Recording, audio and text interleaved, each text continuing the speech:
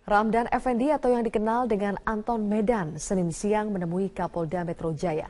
Dirinya meminta Polri untuk bertindak tegas terhadap kemungkinan adanya provokator pada demo 4 November mendatang.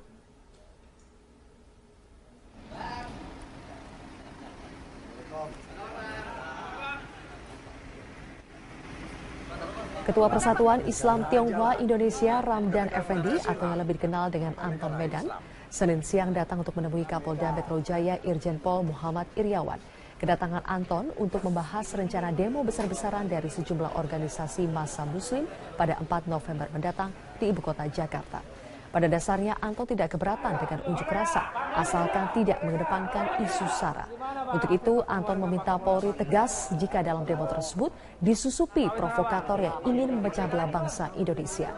Rencananya massa yang berunjuk rasa pada 4 November mendatang akan mempersoalkan mengenai kasus dugaan penistaan agama yang dilakukan Gubernur DKI Jakarta sekaligus calon petahana Basuki Cahayapurnama. Saat ini Bareskrim Polri yang menyelidiki kasus tersebut telah memeriksa 20 saksi, termasuk terlapor Ahok. Dengan catatan jangan melakukan tindak anarkis kekerasan. Polisian menjamin masyarakat siapapun dengan kekerasan atau merusak akan ditembak di tempat. Kita minta supaya tegas kepolisian, tapi kita juga minta polisi jangan lakukan kekerasan. Soekarno Putri meminta agar unjuk rasa yang akan digelar pada 4 November nanti dilakukan dengan tertib dan tidak anarkis. Hal ini disampaikan Megawati saat membuka acara pelatihan Mubalik Kebangsaan oleh Baitul Muslimin Indonesia di kantor DPP PDIP Menteng, Jakarta Pusat. Acara ini dihadiri sejumlah ulama, diantaranya adalah Ketua Umum Nahdlatul Ulama Said Akil Siraj. Dalam pernyataannya Megawati menyayangkan maraknya informasi yang beredar terkait dengan seruan aksi yang dianggap kurang bijak dan memprovokasi.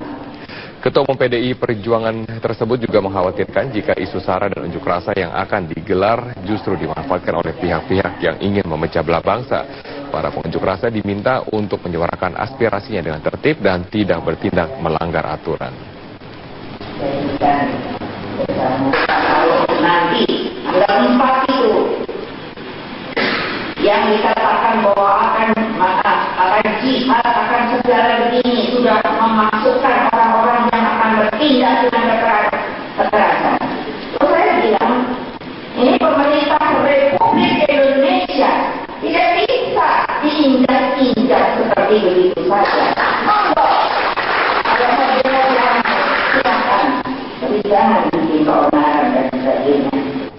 Kita beralih ke informasi 10 program unggulan untuk ditawarkan kepada warga Jakarta. Penyampaian 10 program unggulan Agus Yudhoyono disampaikannya secara terbuka dalam sebuah forum yang dihadiri berbagai tokoh Jakarta. 2 hari setelah memasuki masa kampanye, calon gubernur DKI Jakarta Agus Harimurti Yudhoyono enggan menceritakan visi dan misinya dalam mewujudkan Jakarta yang lebih maju dan Jakarta untuk rakyat seperti slogannya. Tapi kali ini di dalam ruangan ini Agus Yudhoyono akan menjelaskan program konkret seperti apa yang akan ia lakukan untuk mewujudkan Jakarta yang maju, aman, adil dan sejahtera seperti yang selalu ia katakan di masa sosialisasi 1 bulan yang lalu. Agus Harimurti Yudhoyono memulai pidatonya dengan menceritakan pengalamannya saat mengunjungi warga di kawasan Luar Batang, Kecamatan Penjaringan, Jakarta Utara. Agus menilai ada ketidakadilan relokasi warga di Luar Batang. Ia berkeyakinan pembangunan fisik harus dibarengi dengan pembangunan manusia. Namun ia belum menjabarkan seperti apa tahapannya. Benar bahwa Jakarta harus terus berkembang. Tetapi pada saat yang sama, kita wajib memastikan agar warganya bisa hidup aman, adil, sejahtera, dan makmur. Tidak boleh lagi ada warga Jakarta yang takut terhadap pemerintahnya sendiri.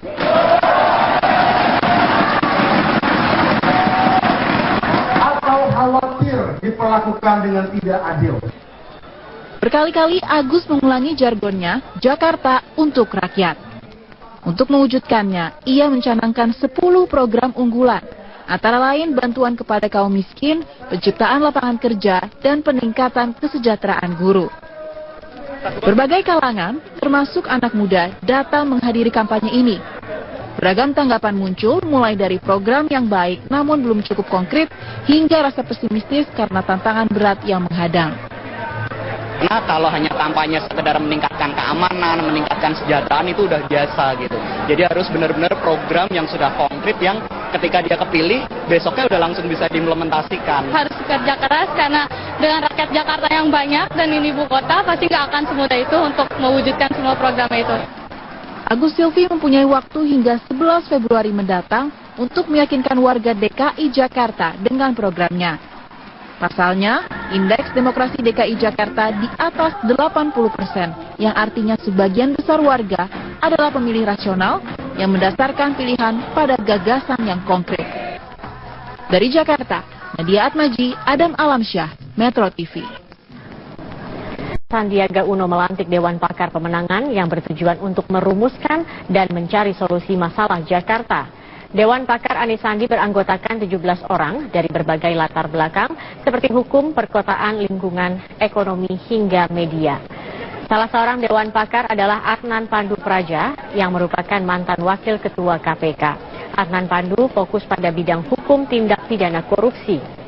Selain membentuk Dewan Pakar, Anies Sandi juga mengumumkan juru bicara beranggotakan 14 orang yang berprofesi sebagai politisi, publik figur, dan tokoh Betawi. Sejumlah nama juru bicara diantaranya Bambang Wijayanto, Dim Benyamin, dan Panji Pragiwaksono. Kalau beliau terpilih, akan ada tim anti korupsi yang akan mendampingi gubernur dan wakil gubernur untuk menjamin bahwa gagasan itu semua. Gubernur DKI Jakarta Agus Yudhoyono, Gubernur DKI Jakarta Jarod Saiful Hidayat mengunjungi Festival Lebaran Betawi Pecenongan yang digelar dalam rangka memperingati Hari Sumpah Pemuda. Kedatangan Jarod disambut puluhan warga Pecenongan, Jakarta Pusat. Kedatangan Jarod Saiful ke Festival Lebaran Betawi Pecenongan disambut dengan adat khas Betawi, ondel-ondel. Jarod hadir membuka acara yang diawali oleh hitanan massal yang diikuti puluhan anak kurang mampu yang ada di sekitar Pecenongan, Jakarta.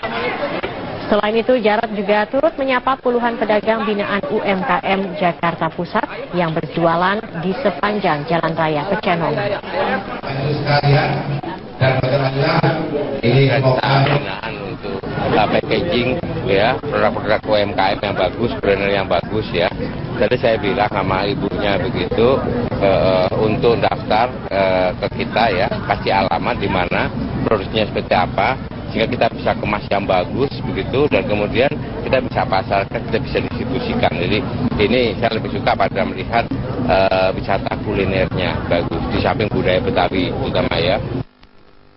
Dan Wakil Gubernur DKI Jakarta menggelar deklarasi damai di Bundaran HI Jakarta. Kegiatan ini merupakan salah satu langkah menciptakan pilkada damai di kontestasi pilkada serentak 2017. Kampanye Pilkada 2017 di DKI Jakarta ini memang sudah mulai, dan terlihat dari 3 pasangan calon ini melakukan kampanye dengan sportivitas yang cukup tinggi. Tidak hanya oleh pasangan calon, namun dari relawan pasangan calon ini juga terlihat sportivitasnya ditunjukkan untuk menciptakan pilkada damai di DKI Jakarta 2017. Sebagai salah satu langkah mewujudkan pilkada damai, komunitas Bangga Jakarta mengajak para relawan dari tiap pasangan calon gubernur dan wakil gubernur DKI Jakarta untuk menggelar aksi turun ke jalan, menyerukan pilkada bebas isu sara dan black campaign. Kami dari Bangga Jakarta sudah berulang kali melakukan aksi kampanye damai yang menginginkan agar Jakarta tetap aman dan damai. Yang kedua, kami ingin menyampaikan bahwa deklarasi damai tidak semata-mata dilakukan di kalangan elit, tidak hanya dilakukan oleh pasangan calon dan penyelenggara, tetapi juga dilakukan oleh masyarakat. Karena Jakarta itu sebelum kampanye pilkada berjalan aman, damai, ada isu macam-macam, tapi tetap berlangsung dengan baik. Kemudian masyarakat tetap tenang. Kegiatan kampanye Pilkada DKI Damai ini didukung oleh seluruh relawan pasangan calon.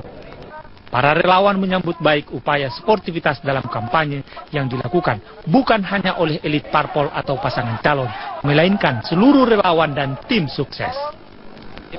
Ini adalah satu edukasi politik untuk warga Jakarta dan Indonesia khususnya, bahwa apapun pilihan politik kita tidak akan menampilkan persatuan dan kesatuan kita.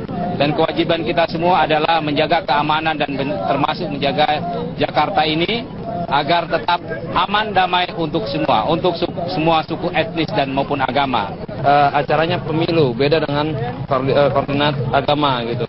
Makanya saya rasa, saya harap warga Jakarta bisalah memilih dengan bijak, yang mana melihat visi dan misinya, tidak tidak memandang ras, agama dan lain sebagainya. Saya kira terkait dengan pemilu damai akan terlaksana. Saya kira warga masyarakat di sini sangat toleran dengan baik perbedaan agama, perbedaan suku dan yang lain. Saya kira ini tidak akan terjadi apa-apa lah. Akan berjalan pemilu nantinya atau pilkada nantinya 2017 dengan damai, aman dan tentram. Sebelumnya, relawan pendukung kandidat DKI 1 bersama dengan komunitas Bangga Jakarta telah menggelar aksi serupa di KPUD DKI Jakarta. Kegiatan serupa rencananya akan rutin dilaksanakan hingga menjelang pemungutan suara yang dilaksanakan 15 Februari 2017. Livia Ramadanti, Ayudiana, Metro TV. Panglima TNI Jenderal Gatot Nurmantio membacakan deklarasi untuk menjaga persatuan dan kesatuan Indonesia. Menurut Panglima, Presiden memerintahkan agar TNI menjaga kebinekaan dan tidak ragu bertindak untuk menjaga keutuhan dan kedaulatan NKRI. Deklarasi Panglima TNI dibacakan di hadapan ribuan prajurit TNI dan warga Serang, Banten hari ini. Panglima hadir dalam acara konser kerjasama TNI dan penggemar Iwan Fals, OI, atau Orang Indonesia. Dalam kesempatan ini, Panglima mengajak seluruh prajurit TNI baik darat, laut, dan udara untuk menjadi garda terdepan menghadapi pihak-pihak yang ingin memecah persatuan bangsa.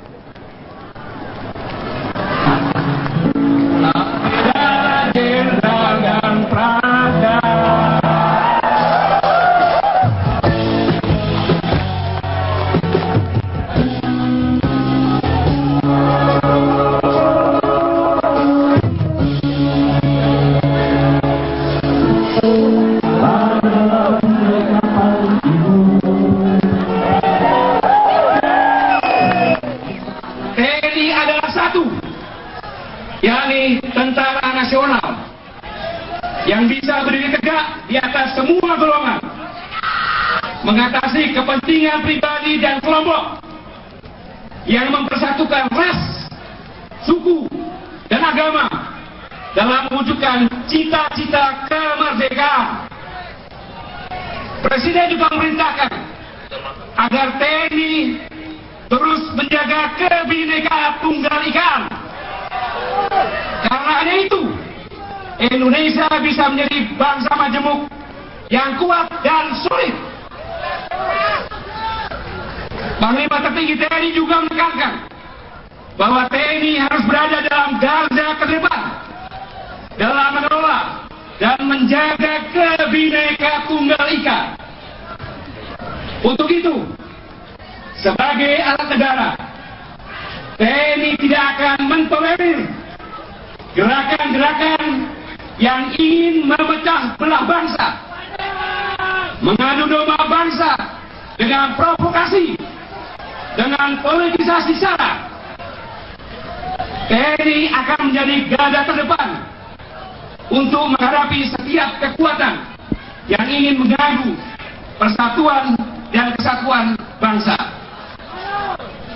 Anak-anakku, prajurit TNI dimanapun bertugas, tegakkan kesatuan komando dan jangan ragu bertindak untuk menjaga keutuhan dan kedaulatan Negara Kesatuan Republik Indonesia.